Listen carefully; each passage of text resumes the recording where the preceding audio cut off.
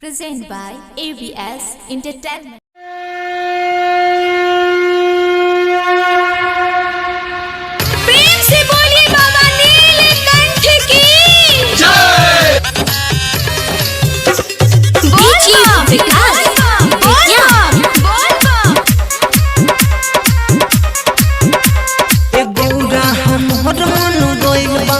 इसके सिला तो तनी होला ना सवार जी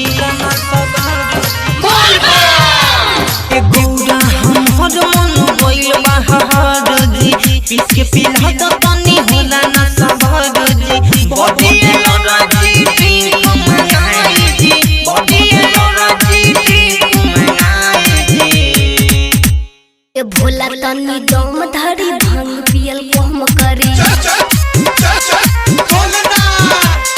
लागल बा भीड़ भगतान पर नजर फेरी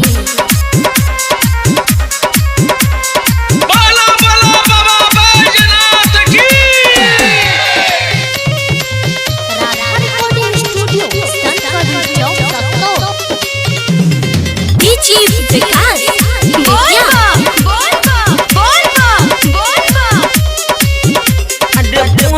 मिजाज बायो गौरा हमर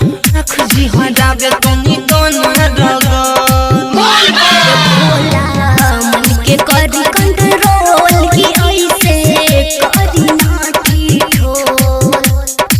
मानी ले बात तू ये गौरा मोर प्यारी थी मानी ले बात तू ये गौरा मोर प्यारी थी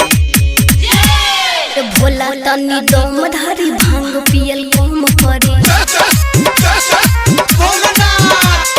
लागल बा भीड़ भगतान पर नजर फेरी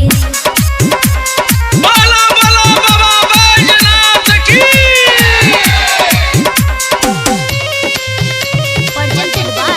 ABS Entertainment. डीजी विकास